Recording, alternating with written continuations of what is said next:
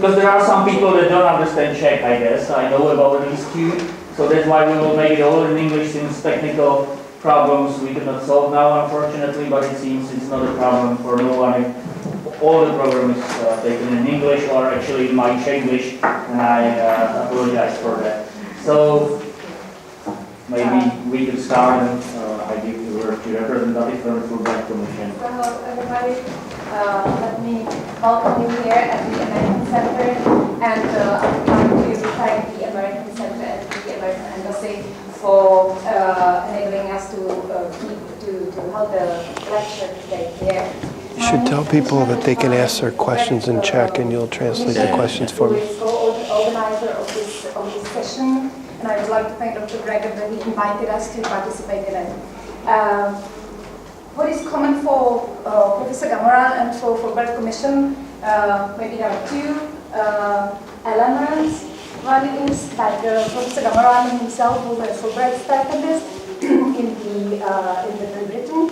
And the second, which is probably more important and more substantial, is that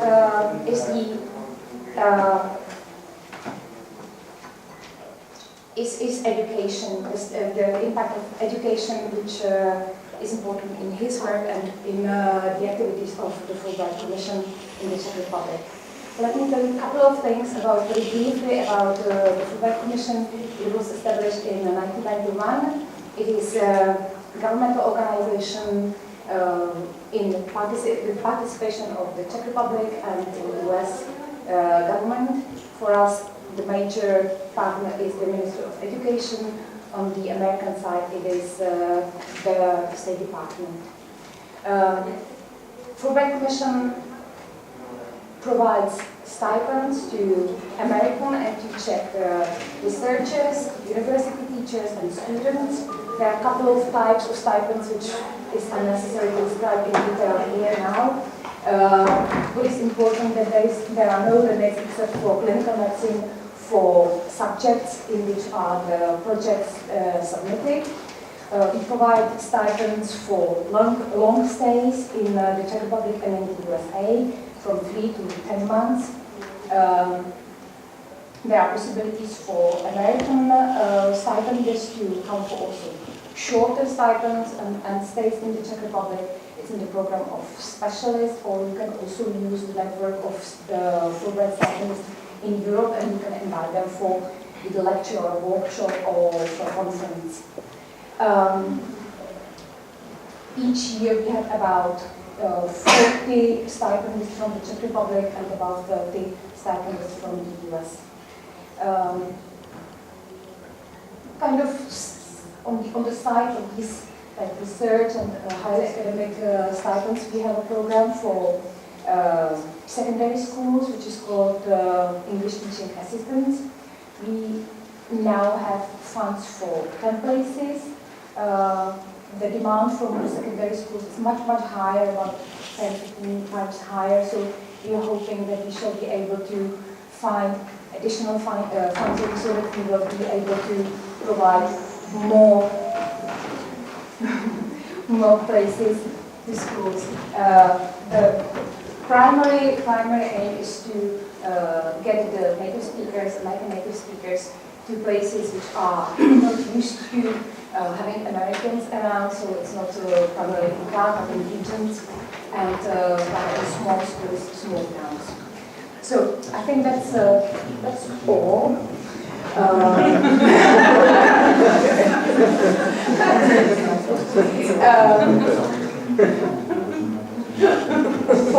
For detailed information, you can look at the website of the Fulbright Commission, which is www.fulbright.cz.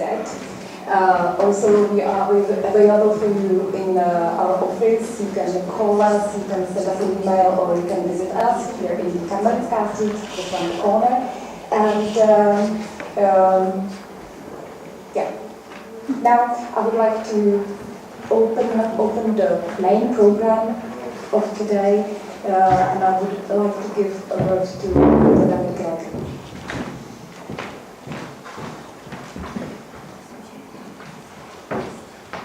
So welcome again. I'm very delighted to welcome among us Adam Gamoran. But before I will leave the floor and microphone to him, let me say a few words how it happened we have him here. So we are very delighted and we are happy that Fulbright and the US Embassy was cooperating with us on this activity. But the whole Adam stay is possible due to funding from National Science Foundation within the project of longitudinal study that we are realizing. Our institute, it is Institute for Research and Development of Education from the Faculty of Education, Charles University in Prague, together with Search Economic Institute and National Training Fund. And Adam was here whole week with us. He stays one day more. And we have had a 2 days conference on tracking that is a big topic of Adam. And I'm saying that only because you might hear another talk of Adam that you didn't have a chance to hear, because we will post it on the website, and those who will leave our email addresses, we will send you the link to see another Adam presentation on tracking in education and its effects. So it's the major notice to make, and now let me introduce Adam. You have all got the invitation, so you had a chance to see all important activities Adam has done through his professional life, but so I will choose only the 3 main ones probably. And this is that Adam is the president of the William T. Grant Foundation, and you will hear more about their work also during today's speech, so I will not introduce foundation. He is Professor Emeritus of Sociology and Education Policy from the University of Wisconsin at Madison. And what more, he's member of the National Board of Education from the United States with the U.S. Department of Education, National Institute of Education. So this is probably the 3 major, where he was twice appointed by President Barack Obama. But we are all here to hear his main speech on inequality in the United States and possible solutions. So, Adam. Thanks very much, David. I can see that you're all using the headphones to translate my words into Czech. Is it the fact that I have this means the translation's working now? No, it's just people hearing better. Oh. Actually. But maybe you don't need it. Do I need the microphone? Okay. Anyway, thank you all for being here. There are 2 seats up in the front, so one here and one there. One more person, there's a seat up here for you. I'm going to be talking a long time. You don't want to be standing forever. Anyway, thank you so much to David Gregor and Charles University for inviting me this week. Thank you so much to Ambassador Shapiro and the staff at the U.S. Embassy for helping to organize this, and thank you again to the Fulbright Commission. As you've heard, I was a Fulbright Scholar in the UK in 1992-93. It was a very valuable, formative experience in my professional life, and I recommend to anyone to take advantage of that opportunity if you have the chance to do so.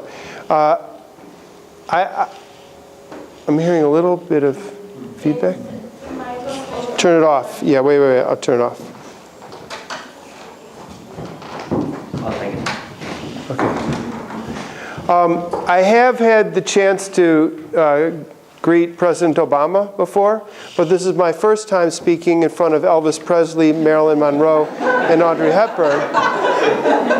So I'm a little nervous about that. But I'll just try to do my best. I guess when they say that this is the American Center and it's a cultural center, I guess that's what they mean. So as David mentioned, my role now, after 29 years at the University of Wisconsin-Madison, my role now is as president of the William T. Grant Foundation. The William T. Grant Foundation was created, amazingly, by William T. Grant in 1936. Mr. Grant was a store owner. He owned many stores, over 1,000 stores in their heyday. The type of stores that we used to call 5 and dimes, meaning they sold a wide range of items at relatively low cost. He was very successful. As I said, he had over 1,000 stores at the height, but he was frustrated. He would hire the best and brightest young men, yes, they were all young men, to be managers in his stores. And some would succeed, and others would fail. And he was frustrated about that. He didn't understand why, when he tried to hire the best managers, some didn't work out.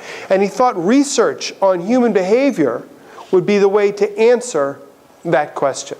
And so that's why he created this foundation, to understand human behavior through research. The first and one of the most famous studies carried out by the William T. Grant Foundation is known as the Harvard Grant Study. It is a study of the Harvard men of the graduating classes of the late 1930s, and they've been followed since then for over 80 years. There are some 30 of them who are still alive. They're in their 90s, and books are still being written about them. But despite that, Mr. Grant never got an answer to his question. Nonetheless, the William T. Grant Foundation has conducted important research, or supported rather, important research over this time period. And the focus has been on the most pressing challenges facing young people. For the last several decades, the focus at the foundation has been on young people and young people's development, and how we can promote healthy and successful development among young people in the United States. Now, at the present time, the foundation has two main priorities. The first is understanding the use of research evidence in decisions that affect young people. Now, here we are, a foundation supporting research. And yet, when decisions are made about young people, the research is rarely consulted. So what the heck are we doing supporting research if people are not paying attention to the research when it's time to make decisions? So hence, we have this as one of our two main focuses. The argument is that the quality of research has improved. It's improved to the point where it's worth paying attention to. And yet, when it comes to decisions, the research is rarely consulted. So why is that?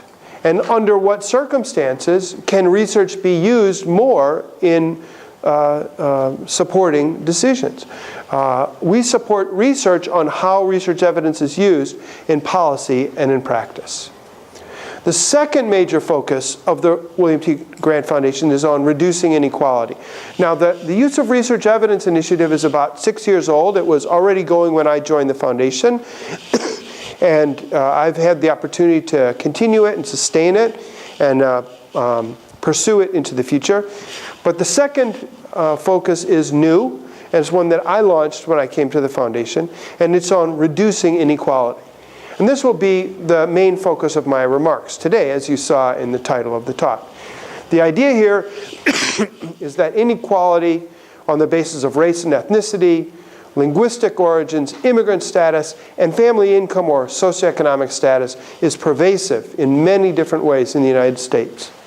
And we have a lot of evidence on the nature and sources of inequality, but we know less about how to reduce inequality. It's true that we don't know everything about why inequality exists, but we think that we know enough to move to trying to understand how to reduce inequality. And so we launched a new initiative to support research on programs, policies, and practices that reduce inequality for American young people. And the aspects of inequality that we focus on are in academic, social, behavioral, and economic outcomes. Now, when we say inequality, we mean two different things. One is that we mean the overall dispersion of some valued outcome. Let's say income. So in some contexts, income is pretty narrowly distributed. In others, it's very widely distributed. Or maybe we're talking about test scores. Some countries have an academic profile where there's a wide span between high achievers and low achievers. The United States is one example. Others have a much narrower span between high and low achievers. Japan would be an example of that kind of context. So that's one type of inequality. A second is group differences in inequality. So persons from different income backgrounds or different social and different ethnic and racial groups have different types of outcomes. And so our approach to this is we'd like to reduce the first, and we'd like to eliminate the second. Probably can't eliminate inequality overall, probably not even desirable, but we'd like to reduce it. It doesn't have to be as great as it is now. And then we'd like to eliminate differences between groups in unequal outcomes. Now, reducing inequality is not the same as fighting poverty. Fighting poverty is very important, and it's a big part of inequality, but it's not the whole of it. We'd like to see inequality diminish across the whole spectrum. In addition, one can reduce inequality by holding down the people at the top of the distribution or leveraging up the people at the bottom of the distribution. Guess which one we're interested in? We're interested in helping those who are less fortunate, not holding down those at the top. So at the William T. Grant Foundation, we make a four-part argument about reducing inequality. And the main focus of my remarks today are to convince you about the validity of this argument, and if you agree, then you'll agree that we're engaged in an important effort. And if you disagree, then you'll be skeptical about what we're doing. So the four-point argument is this. 1, levels of inequality are excessive. They are exceptionally high. 2, excessive inequality is harmful, both economically and socially. 3, social policies